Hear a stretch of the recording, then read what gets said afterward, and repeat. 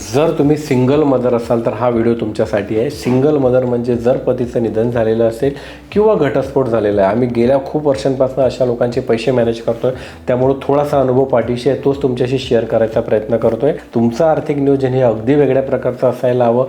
सर्वात पहिली आणि महत्त्वाची गोष्ट म्हणजे काही झालं तरी स्वतःकडे इमर्जन्सीमध्ये पैसे असायलाच हवेत। कोणाकडे वेळेवरती पैसे मागायची वेळ येऊ नये, लोक गैरफायदा घेतात। दुसरी सर्वात महत्त्वाची गोष्ट, स्वतःच्या शरीराची प्रचंड काळजी घ्या, कारण तुम्ही आता मुलासाठी एकटेच आहात। तुम्हाला जर कधी काही झालं तर मुलाच्या आयुष्याची खूप खूप अवघड परिस्थिती होऊ शकते। तिसरी, तुम्हाला जर कधी एकरकमी पैसे मिळालेले असतील डिवोर्स नंतर किंवा पतीच्या निधनानंतर, तर त्याचं अगदी व्यवस्थित नियोजन करा। ते पैसे कदाचित तुमच्या आयुष्यातले शेवटचे पैसे असतील, त्यामुळे या पैशांवरती कुठलेही भावनिक निर्णय घेऊ नका। व्यवस्थित विचारपूर्वक निर्णय घ्या।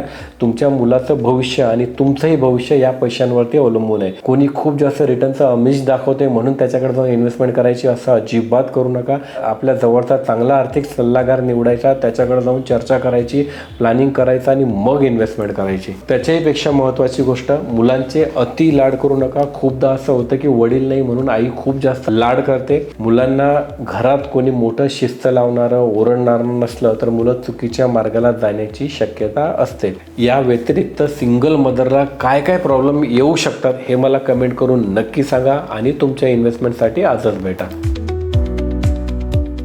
Mutual fund investments are subject to market risks. Read all scheme related documents carefully.